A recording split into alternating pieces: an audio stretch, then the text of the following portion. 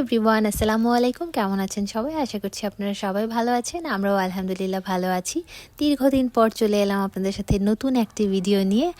আমি এখন কোথায় আছি বলেন তো আপনারা? আচ্ছা, আমি বলে দিচ্ছি। আমি এখন আছি পটুয়াখালীতে, আমার শ্বশুর বাড়ি। আমরা হঠাৎ করেই চলে এসেছি, আমাদের একটা বিয়ের প্রোগ্রাম আছে, সেটা অ্যাটেন্ড করার জন্য। এই যে দেখতে পাচ্ছেন এখানে বিয়ে বাড়িতে গেট তৈরি হচ্ছে।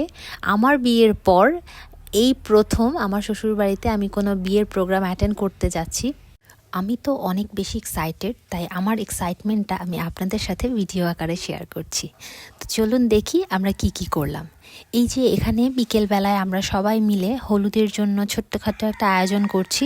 আমরা হলুদে খুব বড় কোনো প্রোগ্রাম করব না, তাই ঘরোয়াভাবে নিজেরা ছোটোখাটো একটা আয়োজন করে নিচ্ছিলাম।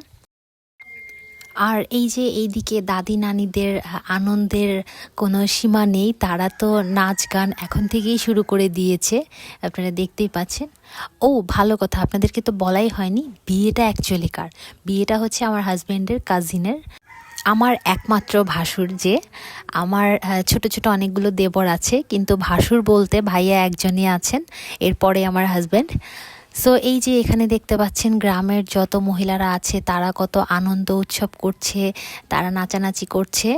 এখানে বয়স্কদের পর্ব চলছে, এরপর আমরা আমাদের পর্ব শুরু করব। এই পর্যায়ে আমরা সবাই আমাদের ডেকোরেশনের যে টুকটাক কাজ ছিল সেগুলো শেষ করে আমরা একটু রেস্ট করছিলাম, এবং তারা এখানে গান ছেড়ে আনন্দ উৎসব করছিল। আসলে গ্রামের বিয়ে মানেই একটা অন্য রকমের আনন্দ। আর আমি খুবই এক্সাইটেড এই বিয়েটা নিয়ে, কারণ আমি দীর্ঘ সময় পর গ্রামের কোনো বিয়ে অ্যাটেন্ড করছি। আমার কাছে সেই পুরনো দিনের স্মৃতিগুলো খুব মনে পড়ছে।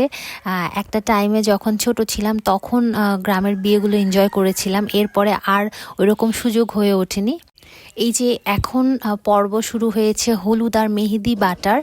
আমি চাচি শাশুড়িদের পরের জেনারেশনের বউ হিসেবে প্রথম এসেছি, তাই আমাকে দিয়ে আমার মা চাচিরা শাশুড়িরা সবাই মেহেদি আর হলুদ বাটার পর্ব স্টার্ট করেছিল। আমি অনেক বেশি নার্ভাস ছিলাম, আসলে এই প্রথম আমি এই রকম কোনো প্রোগ্রামে পাটাপুতাই করে সবার মাঝখানে, সব মুরব্বীদের মাঝখানে বসে হলুদ আর মেহেদি বাটছিলাম। আর এই হচ্ছে আমাদের একমাত্র ওয়ান অ্যান্ড অনলি বর, যাকে আমার হাজব্যান্ড কোলে করে নিয়ে যাচ্ছিল। হলুদ মেহেদি বাটার পর্ব শেষ হওয়ার পর এখন ভাইয়াকে গোসল করানো হবে, এই জন্য সবাই তাকে গোসল করানোর প্রস্তুতি নিচ্ছে। সুযোগ পেয়ে আমরা সবাই মিলেই ভাইয়াকে ঠিকঠাক মতো হলুদ মাখিয়েছি। আমাদের মা চাচিরা প্রথম উদ্বোধন করে দিয়েছে, এরপর আমরা ভালো করে তাকে ঘষে মেজে হলুদ দিয়ে গোসল করিয়েছি।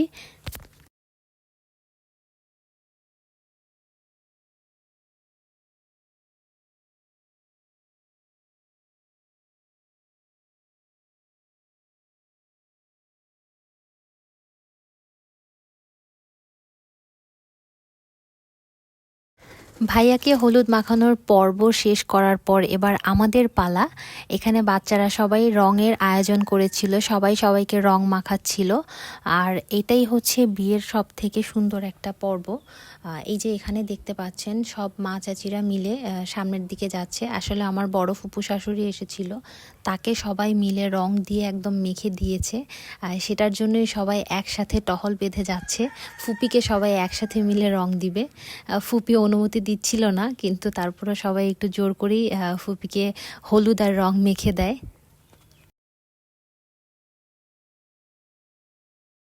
আর এই হচ্ছে আমার হাজব্যান্ডের অবস্থা, সে সবার কাছ থেকে পালিয়ে পালিয়ে বেড়াচ্ছিল। তাকে আমরা অনেক কষ্ট করে খুঁজে বের করেছি, এবং সে যখন দেখলো যে বাঁচা সম্ভব না এখান থেকে, সে সারেন্ডার করলো নিজেকে। তো রং খেলার পর্ব শেষ করে এবার বাচ্চারা সবাই পুকুরে নেমে পড়েছে গোসল করার জন্য। এবার আমাদের ফ্রেশ হয়ে রাতের প্রোগ্রাম অ্যাটেন্ড করার পালা।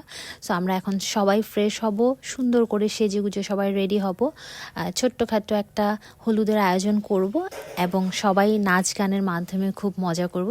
তো চলুন এবার দেখি রাতের পর্ব।